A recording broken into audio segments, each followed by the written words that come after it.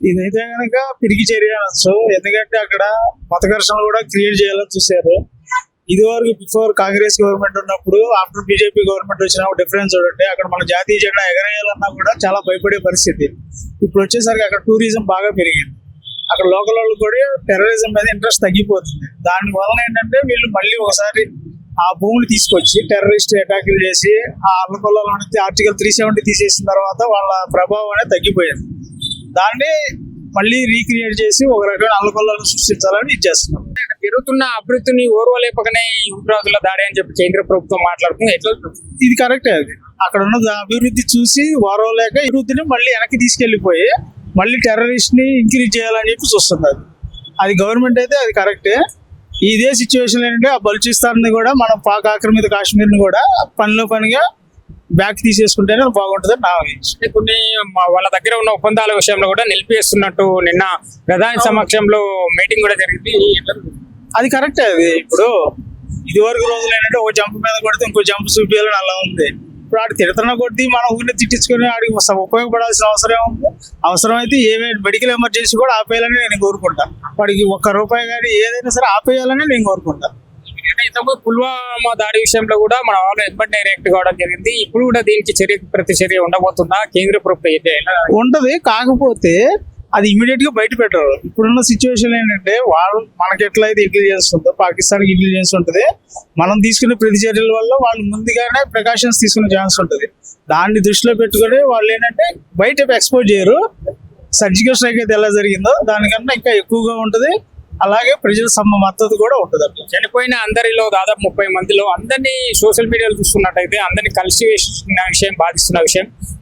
అంటే రీసెంట్ గా మ్యారేజ్ వెళ్ళిన ఆమె పక్కన ఉంది, వాళ్ళ భర్త శవమై పడి ఉన్నాడు. ఆ ఫోటో అనేది వైరల్ అవుతుంది. ఏం చెప్తారు? అది యాక్చువల్ గా చెప్పే ఇదైతే మరీ మనసు అయితే చాలా బాధ అనిపించింది. మీరు హిందువా కాదా అది డ్రెస్ కూడా తీసి ఫిజికల్ గా చెక్ చేసి హిందూ అని కన్ఫర్మ్ చేసుకున్న తర్వాత చంపేశారు. అది నీవు సరిగ్గా చదవలేకపోతున్నావు నువ్వు అని మొత్తం చెక్ చేసి మొలతాడు ఉందా లేదా అని చెక్ చేసిన తర్వాత కన్ఫర్మ్ చేసుకుని చంపారు. నన్ను కూడా చంపేయండి, మీ మోడీకి చెప్పండి, మేము ఇది చేయమని చెప్పి మేము చంపేసేది ఉగ్రవాదుల్ని కాదు మీ వాళ్ళని హిందువుల్ని అన్నట్టుగా మాట్లాడారు అక్కడ. అది చాలా దుశ్చర్య. అది దీని ప్రకారం ఏంటంటే మోడీ గారు ఏదన్నా ముందుగా వచ్చి వాళ్ళని ప్రతీకారం తీసుకుంటే ఆ బతికున్న భార్యకైనా కొంచెం సాటిస్ఫాక్షన్ ఉంటుంది. ఆ ప్రతీకారం అనేది తీసుకోకపోతే ఆ మనిషికి చాలా బాధగా ఉంటుంది. అంటే కేంద్రంలో బీజేపీ 3వ అధికారంలో ఉంది. కేంద్రంలో వచ్చిన తర్వాత బీజేపీ అధికారం చాలా వరకు ఉగ్రవాదుల విషయం కానివ్వండి, బాంబ్ బ్లాస్ట్లు చాలా వరకు తగ్గినాయి. ఇప్పుడు ఇట్లా సడన్ గా ఈ విషయం జరగడం ఇది యాక్చువల్ గా ఇక్కడ ఏమైందంటే వాళ్ళు చాలా రోజుల నుంచి గ్రౌండ్ వర్క్ చేసుకుంటారు. ఇప్పుడు చనిపోయిన వాళ్ళలో కూడా ఐబీలో పనిచేసే వాళ్ళు చాలా మంది ఉన్నారు. ఈవెన్ మన తెలుగు రాష్ట్రాల్లో చనిపోయిన వాళ్ళు కూడా వాళ్ళ ఇంటెలిజెన్స్ బ్యూరోలో పనిచేసేవాళ్ళే. ఈ ఐబీలో పనిచేసే వాళ్ళు అంతా ఏంటంటే ఎల్టీఏ మీద బయటకు వెళ్తారు.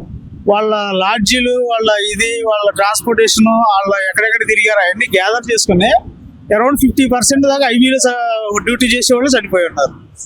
అట్ ది సేమ్ టైం ఏంటంటే మన ఇండియాలో కూడా వాళ్ళు సపోర్ట్ చేశారు. ఎందుకంటే ఐబీలో పనిచేసేవాడు ఎటు పోతున్నారు అనేది వాళ్ళ ట్రావెల్ కానీ ఏదైనా సరే సపోర్ట్ ఉంది మన వాళ్ళ దాంట్లో కూడా. దానివల్ల కొంచెం ఇంకా కేర్ తీసుకోవాలని.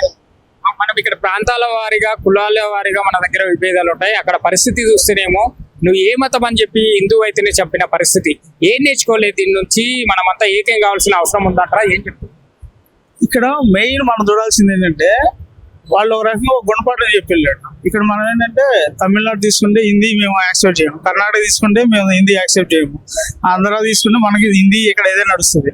ఇక్కడ మన కులాల వారీగా, లాంగ్వేజ్ల వారీగా డివైడ్ అయి ఉన్నాము. కానీ అక్కడ వాళ్ళు ఏంటి, మేమంతా షియా అవని రిషి అవని ఏదైనా సరే మేము కమ్యూనిటీ వచ్చేసరికి ముస్లిం కమ్యూనిటీ, మాదంతా ఒక ముస్లిం కమ్యూనిటీ అనే ఇదిలో చూపించారు వాళ్ళు. మీరు హిందూ అనేది వాళ్ళు ఏ లాంగ్వేజ్ అది ఇది మనం ఇక్కడ కొట్టుకున్నా కానీ వాళ్ళు ఏంటంటే హిందూ అయితే చాలు చంపేస్తా ఉంటారు. దీన్ని దృష్టిలో పెట్టుకుని అయినా సరే ఇక్కడి నుంచి అయినా మన ఇంట్లో ఏ గొడవ ఉన్నా కానీ బయటకు వచ్చేసరికి హిందూ అయినా సరే హిందూగా చూడాలి. వాడు అదే ఇదే అనేది లేకుండా ఎప్పుడైనా మారితే ఫ్యూచర్ లో మనకి ఏదైనా ఉపయోగం ఉంటుంది. లేదంటే డివైడ్ ఆక్రమించుకుంటే ఇంకా ప్రాబ్లం అయిపోతుంది. ఇప్పుడు నెక్స్ట్ మనం ఎక్కడికైనా వెళ్ళాలన్నా కూడా వేరే హిందూ కంట్రీ లేదు మనకి. మనం ఉంటే ఇక్కడే ఉండాలి, సస్తే ఇక్కడే చదవాలి. ఇప్పుడు ఎక్కడికి పోతే చైనా వాళ్ళు రప్పిస్తారా, పాకిస్తాన్ వాళ్ళు రాణిస్తాడా? ఎవరు రానివ్వరు మనం బతికితే ఇక్కడ బతకాలి, లేదంటే అయిపోయినట్టే ఇక. కాబట్టి ఇదిలో అయినా ఇక్కడి నుంచి అయినా సరే యూనిటీ అనేది రావాలి. కొద్దిలో గొప్ప ఏంటంటే బీజేపీ రాకముందు యూనిటీ చాలా తక్కువ ఉంది. ఒక హిందువు, నేను హిందువు అని చెప్పుకుంటానికి కూడా భయపడే పరిస్థితులు ఉండేది. ఈ రోజుల్లో అలా లేదు. మమతా బెనర్జీ చూడండి, వెస్ట్ బెంగాల్లో కూడా అంతమందిని హిందువులనే చంపుతున్నారు, కానీ ఎవరు ముస్లింస్ చనిపోయినట్టు లేదు ఎక్కడ.